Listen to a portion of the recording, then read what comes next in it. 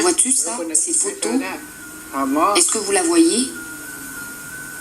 Avant que l'avion soit l'avion et que les bateaux soient à moteur, du temps que les bateaux ne passaient qu'une fois par an ou une fois tous les 2 ans, le bateau longeait la rive à Chaimo. C'est eux à Chaimo. C'est eux qui portaient les messages. Cette photo a été prise le 2 juin 1918, au dernier portage de la Moisie, près du Golfe, à environ 12 000, 20 km de cette île.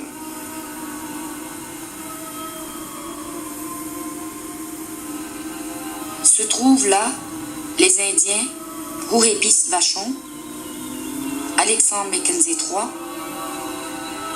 Dominique Toby, Joseph Pétabno André, Jim Watt, gérant du poste de la Hudson's Bay, Pinamesh Mackenzie, Adéline Grégoire, Alexandre Mackenzie II. Les enfants, Joe Mackenzie, Nemnem Mackenzie et l'actuelle épouse de Marcel Jourdain. Fort Chaimo 1918. La Grande Guerre. Il n'y a pas de bateau qui contourne le Labrador. Jim Watt, gérant du poste, et son épouse décident de rentrer. Ils partent avec des Indiens qui s'en vont rejoindre cette île par l'intérieur. Plus de 700 000, 1200 km, à pied, en raquette, en canot. Des milles à marcher, en portant sur le dos les bagages, les canots et les enfants. Une charge, 200 livres, 100 kilos. Ils se servaient de leurs jambes, eux. Qu'il fasse mauvais temps, qu'il vente, qu'il fasse froid, que la glace soit brisée, qu'on prenne des canots, qu'on prenne des raquettes, rien ne les arrêtait. On n'employait pas d'essence, pas de moteur, ou quelque chose qui roule, tu sais. Même s'ils devaient manger, ils ne s'arrêtaient pas. Ils continuaient quand même à porter des messages, ceux-là. Cette histoire, l'histoire que je raconte, c'est une histoire. Ça. Il n'y avait pas encore de blanc ici. Ici au nord. Autrefois, quand il y a eu la guerre, vous qui êtes blanc, vous ne pouviez pas écrire ce qui se passait, ce qui se faisait. Tu sais, que vous fassiez comme ça, écrire ce qui se passait par ici au nord. Ça, c'est une histoire, ça. Il y a très longtemps, il devait y avoir un appareil à photo. C'était peut-être le gérant de la baie du Tson qui avait un appareil à photo. Attends. Oui.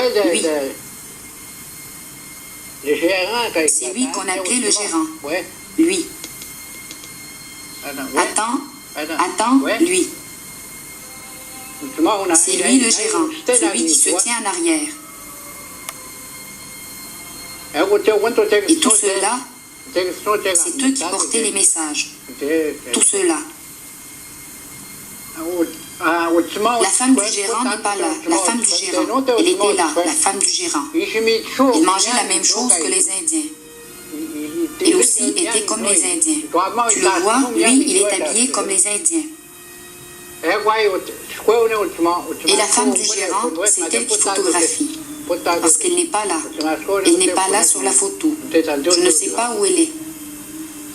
Autrefois, à la dernière guerre, quand il y a eu la Grande Guerre, je pense que c'est avant ça, cette histoire. Vous voyez ça? Déjà, on trouvait surprenant que le blanc ait réussi à vivre dans le bois. On le trouvait très surprenant, lui. Mais il s'est mis en arrière, tu le vois?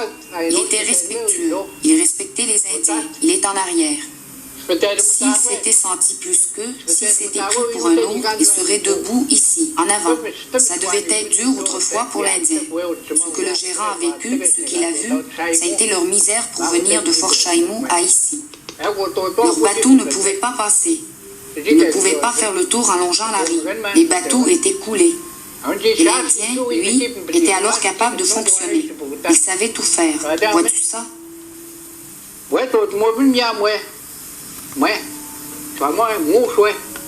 Marcel Jourdain présente l'omoplate du premier orignal qu'il a vu sur son terrain de chasse en 1946. Depuis, le caribou, animal bien plus noble, a disparu de la région. L'orignal règne en maître. La même chose est en train d'arriver aux Indiens. Les Blancs sont les maîtres. Les Blancs tassent les Indiens dans les réserves. Seuls les Blancs vont maintenant en avion chasser le caribou. Nous, ici, quelque part par là, on cherche un peu de pitié dans les dépotoirs. Dans les dépotoirs, on cherche des choses que le blanc aurait jetées, ce qu'il a détruit. Même quand il chasse le caribou à l'automne, quand vient le temps de chasser le caribou, lui, le blanc a plus de facilité que nous autres. Quand il dédaigne les pattes, qu'il les jette, on lui dit de les rapporter. Quelquefois, il les rapporte, les pattes, parce qu'il ne les mange pas, lui. Voilà où nous en sommes, nous autres. Et l'Indien, qu'est-ce qu'il peut faire? On a un gouvernement. Il sait ce qu'on nous a fait. Mais il ne fera rien. Vraiment, l'Indien est bafoué. Vraiment, vraiment. Vraiment, il est misérable. Et de plus en plus. Toujours. Pour l'Indien, les malheurs tombent toujours. Ainsi, il ne nous reste plus de terrain de chasse. Ils vont tout déboiser là où nous sommes. Quand arrive celui qui se dit le maître. Qu'on soit content ou pas content. Le gouvernement fait comme ça. Notre gouvernement, c'est comme s'il faisait ça. Et ceux qui nous gouvernent aussi. Il aime ça, lui. D'ici quelques années, votre génération, tu sais, la génération de nos enfants, ils ne seront plus maîtres de leurs biens, de rien du tout. Ils seront gouvernés comme le blanc voudra bien les gouverner, tu sais. Il va falloir que tu signes tout. Et tu l'auras après. Tu vas signer de nouveau. À un moment donné, tu vas payer pour tout, même en restant assis là. Même pour le sapin dont tu as besoin, la branche que tu veux casser, il viendra le temps où il faudra que tu le paies. Tu comprends, n'est-ce pas?